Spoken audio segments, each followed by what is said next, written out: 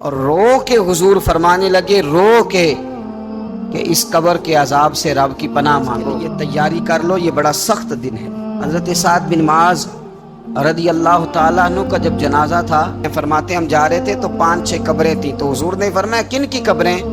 ہم نے عرض کی یا رسول اللہ صلی اللہ علیہ وسلم یہ کافروں کی قبریں۔ یہ نبی پاک علیہ السلام نے فرمایا جو مسلمان جمعے کے دن یا جمعے کی رات کو فوت ہو، حدیث کے راوی حضرت ابو ہریرہ رضی اللہ تعالی عنہ، حضور صلی اللہ تعالی علیہ وسلم نے فرمایا جو شخص بیماری سے فوت ہوا، جو بندہ سورہ ملک پڑھتا ہے، سنن ترمذی میں حضرت ابن عباس سے روایت ہے کہ حضور صلی اللہ علیہ وسلم کے ایک صحابی نے ایک جگہ خیمہ لگایا تو وہاں سورہ ملک پڑھنے کی آواز آتی۔ سورہ ملک اتنی شاندار صورت ہے کہ نبی پاک صلی اللہ علیہ وسلم نے فرمایا یہ قیامت کے دن اللہ کی بارگاہ میں ناز سے جھگڑا کرے گی اور کہے گی اے اللہ یہاں تو میرے پڑھنے والے کو جنت عطا فرما یا مجھے قرآن پاک سے علیحدہ۔ عذاب قبر جو ہے، قبر کے اندر جو انسان کا عذاب ہے تو وہ بھی عالم برزخ کا عذاب ہے۔ میرے رسول کریم صلی اللہ تعالی علیہ وسلم نے کچھ چیزوں سے پناہ مانگی ہے، خود حضور نے، رسول کریم علیہ الصلوۃ والسلام نے پناہ مانگی۔ حضور فرمانے لگے اے اللہ مجھے کنجوسی سے، بخیلی سے پناہ، اور حضور نے باقاعدہ پناہ مانگی ہے کہ اے اللہ مجھے ارذل العمر ہونے سے پناہ میں رکھ، جب عمر اتنی زیادہ ہو جائے کہ وجود کے حصے کام کرنا چھوڑ جائے، اس سے پناہ مانگی۔ اور خود میرے نبی پاک علیہ السلام نے قبر کے عذاب سے پناہ مانگی، یہ تعلیم امت کے لیے کہ تم بھی پناہ مانگو عذاب قبر سے۔ قبر کا عذاب پر حق ہے، قبر کے لیے تیاری کر کے رکھنا، اپنی قبر کو یاد رکھنا، مر جانے کو یاد رکھنا۔ حضرت سعد بن معاذ رضی اللہ تعالیٰ عنہ کا جب جنازہ تھا تو صحابہ کرام فرماتے ہیں کہ حضور نے نماز جنازہ کی امامت فرمائی تو قبر کے تیار ہونے میں کچھ دیر تھی، تو رسول کریم صلی اللہ علیہ وسلم زمین پر بیٹھ گئے اور ایک لکڑی سے حضور زمین کریدنے لگے۔ ہم محو انتظار تھے کہ اللہ کے رسول صلی اللہ علیہ وسلم سر مبارک اٹھائیں، ہمیں کو نصیحت کریں۔ فرماتے حضور نے سر اقدس اٹھایا تو حضور کی آنکھوں میں آنسو تھے اور رو کے حضور فرمانے لگے، رو کے، کہ اس قبر کے عذاب سے رب کی پناہ مانگو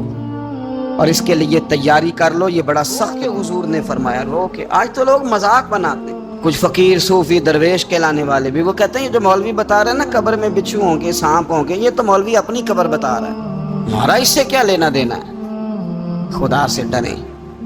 وہ چیزیں جو احادیث مبارکہ میں آ گئیں، جس سے نبی پاک نے ہمیں ڈرایا، ہمیں سمجھایا، آپ اس تنبیہ کو، اس نصیحت کو آپ اس رنگ میں لیں گے کہ مذاق بنایا جائے گا دین کا، بجائے اس کے کہ اس سے ڈرا جائے۔ حضرت سیدنا براء بن عازب رضی اللہ تعالیٰ عنہ ارشاد فرماتے ہیں کہ میں نے نبی پاک صلی اللہ تعالیٰ علیہ وآلہ وسلم سے خود اس بات کو سنا ہے، خود رسول کریم صلی اللہ علیہ وسلم نے فرمایا۔ حضرت زید بن ثابت رضی اللہ تعالیٰ عنہ بھی اس بات کے راوی ہیں، فرماتے ہم جا رہے تھے تو 5-6 قبریں تھیں، تو حضور نے فرمایا کن کی قبریں؟ ہم نے عرض کی یا رسول اللہ صلی اللہ علیہ وسلم یہ کافروں کی قبریں، یہ صحیح مسلم میں حدیث موجود ہے، کفار کی قبریں۔ حضور صلی اللہ علیہ وسلم فرمانے لگے، ذرا حدیث کے لفظوں پہ غور کرنا، حضور فرمانے لگے اگر مجھے ڈر نہ ہوتا کہ تم اپنے مردوں کو دفن کرنا چھوڑ دو گے، اگر مجھے اس بات کا ڈر نہ ہوتا کہ تم اپنے لوگوں کو، مرنے والوں کو قبروں میں دفن کرنا چھوڑ دو گے، اگر یہ مجھے ڈر نہ ہوتا تو میں سناتا کہ قبر کے اندر کس طرح عذاب، تمہیں دنیا میں رہ کے میں سناتا، پر ڈر ہے کہ کہیں تم اپنے مرنے والوں کو قبروں میں دفن کرنا چھوڑ ہی نہ دو، اس لیے میں تمہیں یہ بات نہیں بتاتا۔ اور میرے رسول کریم صلی اللہ تعالی علیہ وآلہ وسلم نے پھر ارشاد فرمایا، اپنے غلاموں کی طرف نظر فرمائی، یہ بات کہہ کے کہ اگر مجھے ڈر نہ ہوتا کہ تم دفن کرنا چھوڑ دو گے تو تمہیں میں سنا دیتا کہ قبر میں کیا عذاب ہوتا ہے۔ پھر حضور نے صحابہ سے فرمایا چلو بھائی دوزخ کے عذاب سے اللہ کی پناہ مانگو۔ کہنے لگے ہم دوزخ کے عذاب سے اللہ کی، صحابہ نے کہا ہم دوزخ کے عذاب سے اللہ کی پناہ مانگتے ہیں۔ پھر نبی پاک صلی اللہ تعالی علیہ وسلم نے ارشاد فرمایا تم سب کہو کہ ہم قبر کے عذاب سے اللہ کی، صحابہ نے کہا ہم قبر کے عذاب سے اللہ کی پناہ مانگتے ہیں۔ پھر میرے رسول پاک علیہ الصلوۃ والسلام نے فرمایا تم کہو، سارے یہ کہو کہ ہم ظاہری اور باطنی فتنوں سے اللہ کی پناہ مانگتے ہیں۔ تو صحابہ نے کہا کہ ہم ظاہری اور باطنی فتنوں سے اللہ کی پناہ مانگتے ہیں۔ پھر میرے محبوب علیہ السلام نے فرمایا تم کہو کہ ہم دجال کے فتنے سے اللہ کی پناہ مانگتے ہیں۔ تو صحابہ کرام نے کہا کہ اے اللہ ہم دجال کے فتنے سے تیری پناہ مانگتے ہیں، تیری پناہ میں آتے ہیں۔ نبی پاک علیہ السلام نے یہ الفاظ کہہ کے یہ بات بتلا کے ہمیں سمجھا دیا، ہمیں قائل فرمایا محبوب نے۔ یاد رکھنا، اس بات کو اچھی طرح سمجھ لینا کہ اگر مجھے ڈر نہ ہوتا کہ تم اپنے مردوں کو دفن کرنا چھوڑ دو گے تو تمہیں بتلا دیتا کہ قبر میں کتنا میرے عزیز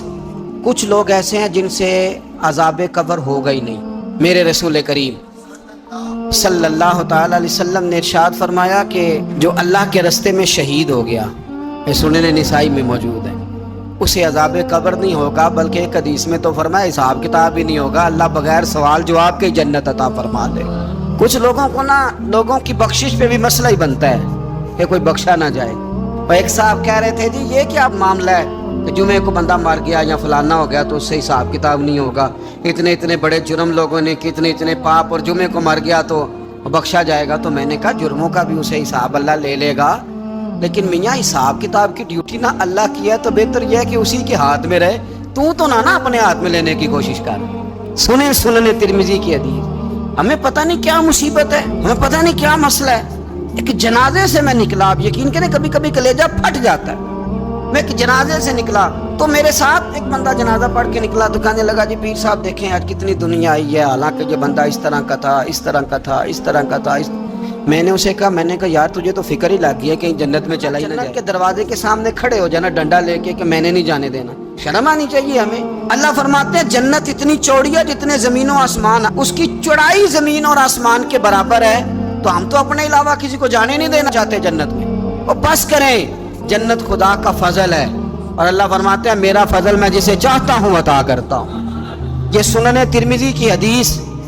اور اس کے راوی حضرت عبداللہ ابن عمر رضی اللہ تعالیٰ عنہ، نبی پاک علیہ السلام نے فرمایا جو مسلمان جمعے کے دن یا جمعے کی رات کو فوت ہو اس کو اللہ تعالیٰ قبر کی آزمائش سے محفوظ رکھتا ہے۔ جو جمعے کی رات فوت ہو جائے یا جمعے والے یعنی جمعے رات اور جمعے کی درمیانی رات چلا جائے یا جمعے والے اسے عذاب قبر سے، تو میرے عزیز جو بندہ شہید ہو اس سے عذاب قبر نہیں ہوتا، جو آدمی جمعے کے دن یا جمعے کی رات چلا جائے اسے بھی عذاب قبر نہیں ہوتا۔ اور میرے رسول کریم صلی اللہ تعالی علیہ وسلم نے فرمایا جو بندہ ایک دن اور ایک رات، یہ حدیث صحیح مسلم میں، سنن ترمذی میں، مصنف عبدالرزاق میں موجود ہے، ایک دن اور ایک رات اللہ کی رضا کے لیے اسلامی سرحد پہ پہرا دے۔ میں اور آپ سوئے ہوئے ہیں، لیکن وہ لوگ جو فوجی بارڈروں پہ کھڑے ہیں،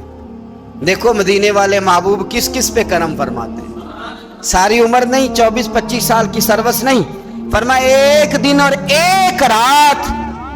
اللہ کی رضا کے لیے جو اسلامی سرحد پر پہرا دے، مسلمانوں کو کافروں سے بچائے، رب اسے عذاب قبر نہیں دے گا، اسے اللہ تعالیٰ اپنے فضل سے معاف فرما دے گا۔ ایک رات اور ایک، آپ کیا سمجھتے ہیں کہ ان فوجیوں کی کوئی چھوٹی شان مرتبہ ہے؟ ایک دن اور ایک رات اگر یہ پہرا دیں تو اللہ انہیں اتنا انعام عطا کرتا ہے۔ اسی طرح سن لو، یہ ذرا غور سے سننا، ابن ماجہ کی حدیث، اور اس کے علاوہ مسند ابو یعلا میں موجود حدیث کے راوی حضرت ابو ہریرہ رضی اللہ تعالی عنہ، حضور صلی اللہ تعالی علیہ وسلم نے فرمایا جو شخص بیماری سے فوت ہوا، قربان جاؤں میرے محبوب نے بیماری کا نام، کوئی بھی بیماری ہو، فرمایا جو آدمی بیماری سے فوت ہوا اللہ اسے شہادت کی موت عطا فرمائے گا،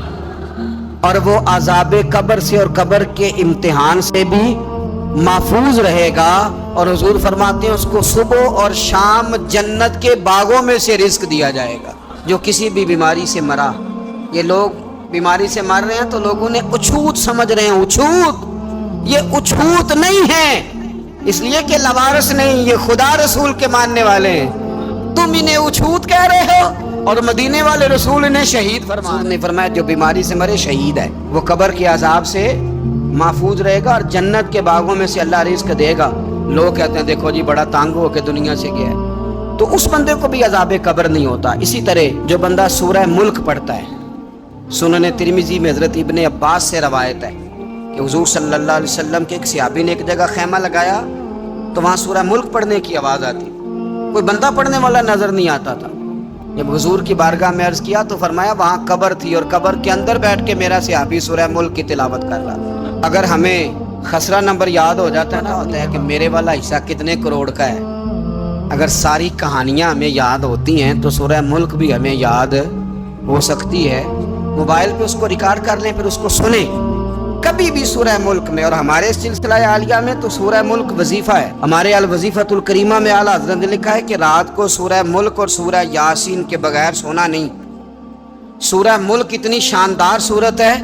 کہ نبی پاک صلی اللہ علیہ وسلم نے فرمایا یہ قیامت کے دن اللہ کی بارگاہ میں ناز سے جھگڑا کرے گی اور کہے گی اے اللہ، یہاں تو میرے پڑھنے والے کو جنت عطا فرما یا مجھے قرآن پاک سے علیحدہ کر دے۔ میرے رسول کریم علیہ السلام نے مومن کی قبر کا حال بھی بتایا۔ سنن ترمذی میں، صحیح ابن حبان میں حضرت ابو ہریرہ رضی اللہ تعالیٰ عنہ بیان کرتے ہیں کہ حضور صلی اللہ علیہ وسلم نے فرمایا جب میت کو قبر میں رکھا جاتا ہے تو اس کے پاس سیاہ رنگ والے اور نیلی آنکھوں والے دو فرشتے اٹھا کے بٹھاتے ہیں۔ باقی حدیثوں میں 3 ہی سوال ہیں، لیکن اس حدیث میں حضور نے فرمایا انہوں نے بس میرے بارے میں ہی پوچھنا ہے اٹھا کے، بس میرے بارے میں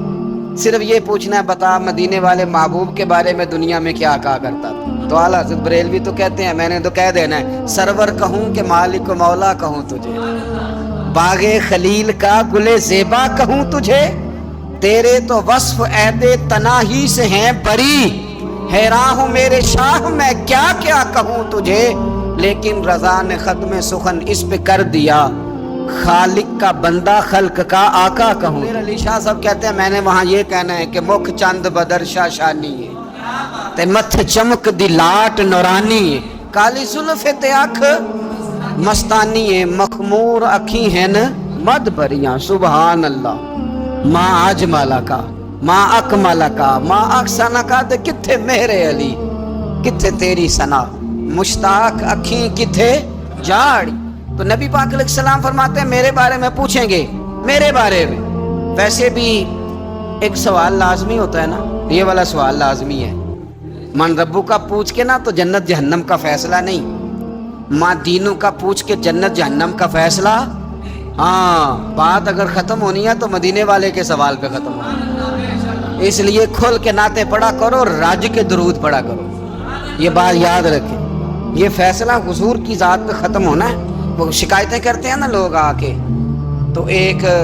بچی کو ہمارے ہاں داخل کرانے کے لیے ایک صاحب لے کے آئے تو کہنے لگے بڑا عرصہ اسے فلانے مدرسے میں داخل کرایا، سوائے نعتوں کے کچھ بھی نہیں سیکھا اس نے۔ تو میں انہوں نے کہا چاچا جی جڑی اصل کام سی ہوتی سیکھ گئی ہے نا، بھی حضور کی نعت ہی ہے، لیکن آپ کو پتہ ہے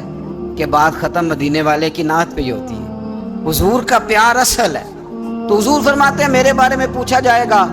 وہ کہے گا کہ ان کے بارے میں کیا پوچھتے ہو، اشہد ان لا الہ الا اللہ واشہد ان محمدً عبدہ ورسولہ۔ تو فرماتے ہیں پھر اسے نا ایک طرف کھڑکی کھولی جائے گی تو جہنم کا دروازہ دکھایا جائے گا اور اسے کہا جائے گا اگر تو سوالوں کے صحیح جواب نہ دیتا تو دوزخ میں جاتا، لیکن اب تو نے صحیح جواب دیے ہیں۔ تو حضور فرماتے ہیں اس کی قبر 70 گز چوڑی اور 70 گز لمبی کر دی جائے گی۔ مسجد میں اے سی والے حال میں جگہ مل جائے تو بندہ بڑا سکھی، بینک اور پہلی لائن میں موقع مل جائے تو بندہ بڑا